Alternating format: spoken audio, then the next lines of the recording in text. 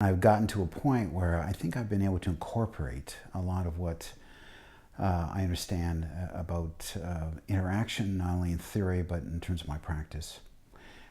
There's so much more to look at other than a medical model in terms of understanding the human mind and human behavior. The goals are different depending on the person, the personality, and what they're coming in with and the kinds of hurts and injuries they've had emotionally throughout the years. The main goal is really more around their self-sufficiency, their sense of well-being, and we try to put together how to get there as best we can. I think self-sufficiency, a sense of well-being, whatever that is to each person, and also a sense that they're free from anxieties that may direct them to a place of fear making decisions about their life. So the effort is to ensure that they can work from different emotional bases, just not fear, which often brings them here. At times, although this is very specific work, I use humor. I think being aware that there are certain things that don't have to be focused on, and being selective about what to talk about becomes a natural thing over time.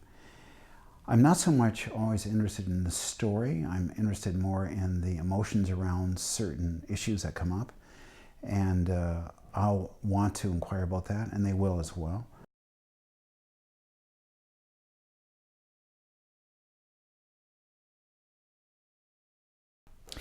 Dr. John Gottman has been a researcher, not so much a psychologist, a researcher in looking at what works and doesn't work in terms of couples, marriages. He spent 35 years doing weekend workshops trying to just examine what people do in a closed situation on a weekend to look at exchanges, what works and doesn't work. So I went to Seattle and I trained in terms of his work, and there isn't anything else I see that really is able to highlight what works and doesn't work.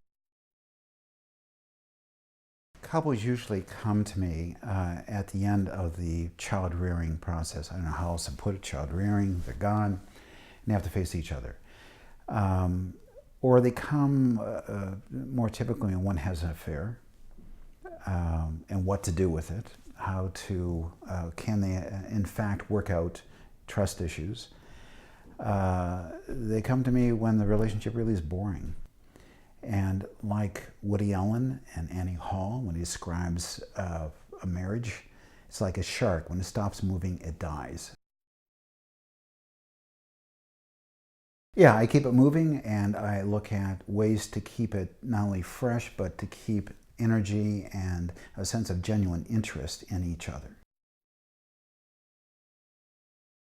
When people start creating their own insights and work from the inside, they're leading the pack, they're dissecting themselves, and they feel, I feel such a sense of they're moving with it. It's not as if they're going to need me indefinitely. They're directing things themselves. So, I mean, that gives me a lot of satisfaction. I think the most effective thing in everybody coming here is to understand that I'm unknown.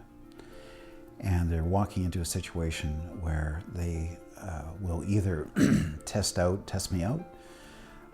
Do I understand? Do I see them? Do I understand them? So on. So the baseline, I think, is there enough trust? Is there enough willingness to be open to someone they don't know? So trust and also willingness to be more open and vulnerable, and the idea that this is not about judgment, it's about understanding who they are and to respect they got here somehow.